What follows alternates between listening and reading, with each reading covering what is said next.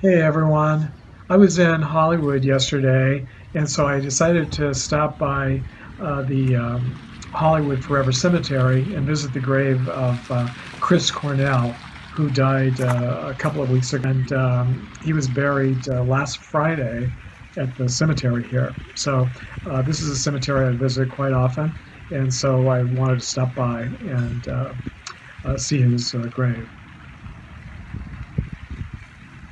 His funeral was this past Friday, and so I was there just a few days after the funeral, and you can see all of the flowers are still there, and there were quite a few fans coming and going the entire time that I was there. I was there for about an hour or so, and from what I've heard, he's had fans visiting every day, all day long, since the funeral.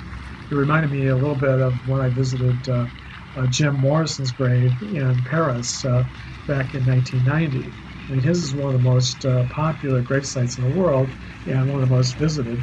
And he has people visiting his gravesite all day long, every day, 24/7, since his death back in the 1970s. I think it was 1971, which is pretty amazing.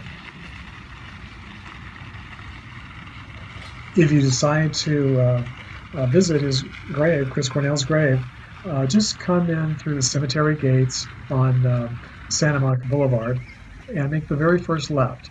And just follow it around. It'll curve around the lake that you see there in the picture. It'll be on the other side of that mausoleum, which is in the middle of the lake.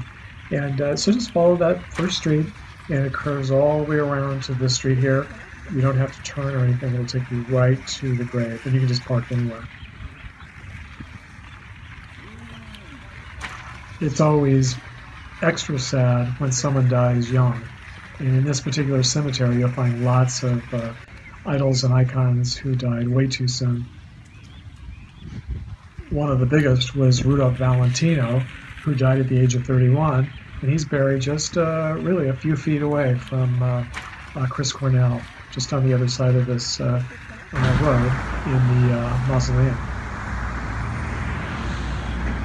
Well, thanks for tagging along and watching, and please feel free to leave a comment in the comment section.